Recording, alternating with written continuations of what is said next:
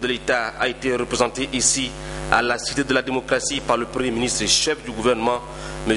Raymond Ndong Sima. Ici, les instants étaient uniques. Le président de la Cour constitutionnelle, Marie-Madeleine Borancho, et ses hôtes se sont séparés dans l'espoir de se revoir sous peu. L'actualité, c'est aussi cette réunion entre le Premier ministre chef du gouvernement Raymond Ndong Sima et le comité de suivi des recommandations de la commission des négociations entre le gouvernement et l'Organisation nationale des employés du pétrole. Il était question pour ses membres de faire le point et évaluer les activités de la structure. Le compte rendu de cette activité avec David et Soumeya, presse primature. Faire le point et évaluer les activités du comité de suivi des recommandations de la commission des négociations entre le gouvernement et l'Organisation nationale des employés du pétrole ONEP, à quelques mois de l'expiration de son mandat, c'est tout le sens à donner à ce conclave qui a réuni tous les membres de ce comité autour de son président, le Premier ministre chef du gouvernement Raymond Ndong Sima. Les métiers du pétrole représentent un extraordinaire gisement d'emploi direct et indirect, qui peut offrir au gouvernement les leviers nécessaires et suffisants pour apporter une réponse forte à la question du chômage et légitimement prétendre au partage de la prospérité nationale. Le secteur pétrolier constitue un point douté le levier de l'économie gabonaise.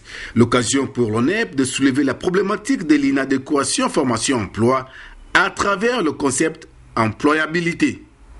L'employabilité, de manière succincte, c'est plus ou moins la capacité de chacun d'entre nous à acquérir et maintenir des compétences qui lui permettent de conserver ou de trouver un emploi et de s'adapter à toute nouvelle forme de travail, d'outils, de travail et ainsi de suite. Donc ce que nous essayons de dire ici, c'est qu'il faut que pour les quelques prochaines semaines ou les prochains mois qui nous restent au sein du comité de suivi, que nous nous attelions à mettre en place les conditions qui font en sorte que les élèves, étudiants et jeunes professionnels gabonais soient employables par les sociétés de la place. Chargé de traduire en acte le plan stratégique Gabon émergent à l'horizon 2025, le Premier ministre s'est prononcé sur l'avenir de cette entité. Dans les prochains jours, au niveau du gouvernement, nous allons nous asseoir, examiner le dossier et certainement regarder les différentes questions qui ont été soulevées ici, de façon que nous donnions à nous-mêmes d'abord des réponses à ces questions, avant de reprendre le langue avec les uns et les autres. La création du comité de suivi a été une bonne inspiration, parce que finalement, ça a permis aux trois parties de s'asseoir, de parler et de gérer un peu le climat social pendant cette période. Porté sur les fonds baptismaux en 2010, le comité de suivi est composé d'un comité de pilotage et d'un secrétariat permanent. Il est chargé, entre autres, de suivre et de veiller à la mise en œuvre des recommandations de la commission des négociations entre le gouvernement et l'ONEP, puis d'élaborer régulièrement des rapports d'étape d'audition au Premier ministre. Le bureau de l'Union gabonaise et professionnelle de la communication au Conseil national de la communication, avec Guy Bertrand Mapangou, le président du CNIC, les membres de cette fédération syndicale ont évoqué les problèmes qui minent le secteur. Le compte rendu de Rodrigue Tessamwanga, Félix Moudi-Bangoui. L'entretien que le président du CNC, Guy Bertrand Mapangou, a accordé à l'Union gabonaise des professionnels de la communication a duré près de 2 heures d'horloge. Le fonctionnement du secteur, les conditions de vie et de travail des communicateurs ont constitué la trame des échanges. Depuis que le président a été nommé et installé, nous n'étions pas encore venus le voir et nous nous sommes fait un devoir donc de le rencontrer ce matin pour lui faire le résumé des préoccupations des communicateurs, même si lui, organe de régulation, il n'a pas toujours les moyens de régler les problèmes des communicateurs. Toutefois, dans ses prérogatives, il y avait le chapitre de la révision du Code de la communication, peut-être soulever le problème de la Commission nationale de la carte professionnelle de presse qui ne se tient pas depuis bientôt 1 année. L'UGPC fédère à ce jour le syndicat de la première chaîne, le Ciprocom ID et le SICA 1. Le syndicat des communicateurs d'Africa numéro 1. Le président du CNC est d'abord un homme du métier, donc il ne pouvait qu'être attentif à nos problèmes. Il estime pouvoir amener sa petite contribution à l'édifice commun. C'est un communicateur, donc sa contribution est la bienvenue. Nous nous en réjouissons davantage. Il faut dire que l'Union gabonaise des professionnels de la communication est déjà affiliée à l'USIPAC, l'Union des syndicats de la presse d'Afrique centrale. Le Gabon, à l'instar de la communauté internationale, célèbre demain la journée mondiale de la vue. Un discours circonstanciel a été prononcé par le ministre délégué à la santé. Dans l'immédiat, nous vous proposons un extrait. Nous l'écoutons. National, le Gabon, notre pays, célèbre la journée mondiale de la vue. C'est l'occasion pour le ministère de la Santé de promouvoir la santé oculaire et la lutte contre la cécité. Une bonne vision nous aide à développer et à maintenir une vie sociale de qualité en s'épargnant la gêne ou l'handicap provoqué par la baisse de capacité visuelle liée à l'âge, aux maladies telles que le diabète, l'hypertension artérielle et les infections microbiennes. D'où le thème de cette journée, mieux voir, bien-être. Il y a 10 ans, le gouvernement, à travers le ministère de la Santé, a mis en place le programme national de lutte contre la surdité et la cécité. Le ministre de l'Intérieur et de la Sécurité publique, Jean-François Ndongo, était hier à la SGS, une occasion pour la direction générale de cette entreprise citoyenne de présenter à la tutelle son nouveau projet d'intervention sur les lieux. Chérel Annabelle Bongota et Yvette Legou-Okosa.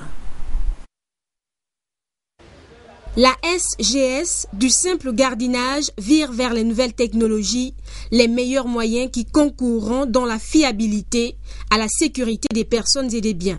À la télésurveillance s'ajoute désormais la vidéosurveillance.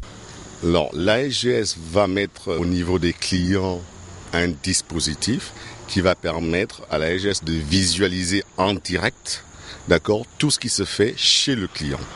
Et en cas d'infraction, nous avons des groupes d'intervention qui vont intervenir rapidement. Le patron de la sécurité gabonaise, Jean-François Ndongo, au siège de l'entreprise, s'est entretenu avec les responsables. Au cœur de la visite, la présentation des nouvelles installations. Nous avons la même matière, il s'agit de la sécurité, même s'ils sont beaucoup plus orientés vers la sécurité privée et nous avons la sécurité publique, mais c'est une partie de la sécurité publique et nous avons donc la même préoccupation et à ce titre nous devons avoir une collaboration et nous devons travailler selon la loi de la République gabonaise. La SGS, pour conduire à bien la mission de sécurité, a un projet qui lui tient à cœur pour cette année 2013. La création d'une unité des entreprises de sécurité privée en tant que leader national dans le domaine. Aujourd'hui, nous constatons la naissance de plusieurs entreprises dans ce secteur-là, mais il n'y a aucun contrôle. Vous savez quand même que nous manipulons des armes et si tout individu doit créer une entreprise du secteur privé avec des armes, on ne sait pas à quoi ces armes pourront servir demain. Donc c'est pourquoi pour nous il est utile de réglementer le secteur de telle sorte que la création d'entreprises dans ce secteur soit réglementée par le gouvernement. La société implantée sur toute l'étendue du territoire est le premier employeur du Gabon après l'État. Actuellement, de nouveaux produits de géolocalisation sont en étude sur le terrain, d'autres avantages en matière de sécurité. Chérel Annabelle Bongota, que vous allez retrouver demain dans le cadre du journal de 13h. Par ailleurs, les partenaires au développement que sont la BAD, le PNUD et l'ambassade du Japon sont allés s'imprégner du fonctionnement du Centre de développement des entreprises, le CDE, qui a une expertise dans l'octroi des agréments en très peu de temps sur les lieux. Patrick Simangoy et Victor Mundunga. Le Centre de développement des entreprises, créé il y a plus de 2 années par le chef de l'État, continue de susciter l'admiration des partenaires au développement. L'amélioration du climat des affaires au Gabon, c'est le leitmotiv du CDE. En rendant visite à cette institution, Les représentants de la Banque africaine de développement, du Programme des Nations Unies pour le développement et la chargée d'affaires de l'ambassade du Japon au Gabon sont allés voir comment le CDE procède depuis sa création à la fabrication et l'octroi de l'agrément.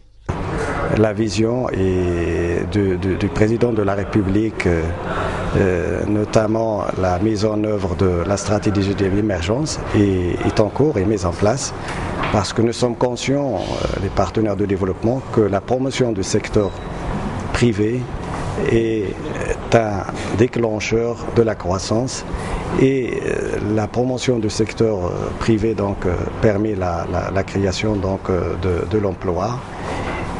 Le Gabon est aujourd'hui classé à la 158e place par le Doing Business, soit 4 places en plus de gagner en matière de création d'entreprises. Nous avons vu également les efforts de la direction générale pour donner corps à l'ambition du Gabon d'être un pays émergent dans les prochaines années. Donc nous avons constaté avec plaisir que la performance du Gabon en termes de Doing Business, qui était de 58 jours pour la création d'une entreprise il y a quelques années, est passé effectivement à 10 jours environ maintenant. Cela est important. J'ai trouvé cette visite très encourageante dans la perspective de Gabon émergent, et c'est tout à fait dans notre ligne de coopération de promouvoir l'entreprise japonaise pour arriver au Gabon dans le futur. Donc bien évidemment l'ambassade du Japon veut coopérer étroitement avec la CDE. Les représentants des partenaires au développement se sont rendus dans les différents services du CDE pour toucher du doigt l'ampleur de la tâche qui lui a été confiée par les plus hautes autorités gabonaises. Nous rappelons que le CDE a été créé il y a 2 ans. Les résultats attendus par les pouvoirs publics sont déjà perceptibles. De janvier à septembre 2012, on note plus de 6300 dossiers traités. L'analyse de Patrick Simangoy. La dynamique insufflée dans le milieu des affaires au Gabon par le chef de l'État Ali Bongo Ondimba constitue aujourd'hui une valeur ajoutée dans l'accélération de création des entreprises. De janvier à septembre 2012, en cours, le CDE a initié 5179 dossiers de création d'entreprises, toutes formes juridiques confondues. Sur la même période, 1200 entreprises ont fait l'objet d'une modification, tandis que 8 ont vu leurs activités définitivement cesser. De janvier à septembre, 6300 dossiers au total ont été traités au Centre de développement des entreprises. Je suis au service de la République et je serai toujours au service du pouvoir rationnel légal. Du moment où le chef de l'État a donné des instructions, notre rôle, c'est de mettre en musique ces instructions sans état d'âme. Nous sommes tous pour le développement de notre pays. Et chacun, dans son secteur d'activité, doit comprendre que les intérêts du Gabon transcendent les intérêts personnels, les intérêts égoïstes. Et c'est pour cela, je dis, en ce qui concerne la politique de l'émergence, je me tiens toujours à la disposition de la République et du pouvoir rationnel légal. La visite de ses partenaires de développement au CDE est vue comme un motif de satisfaction pour le premier responsable du dit centre. Au sortir de cette visite, ils ont constaté que des efforts énormes ont été accomplis. Pour une fiche circuit qui prenait 58 jours, aujourd'hui, nous la faisons, nous la délivrons en 10 jours pour des entreprises sociétaires. Et pour des entreprises individuelles, aujourd'hui, nous délivrons l'agrément au bout de 2 jours, donc en 48 heures, ce qui a entraîné les opérateurs, les partenaires au développement à féliciter les efforts non seulement du gouvernement, mais aussi de la direction générale du Centre de développement des entreprises qui met en musique la politique économique du chef de l'État. On peut le dire sans risque de se tromper que l'activité à mi-parcours du CDE commence à donner les résultats escomptés, c'est-à-dire créer les richesses à travers la mise en place d'un puissant tissu d'entreprise.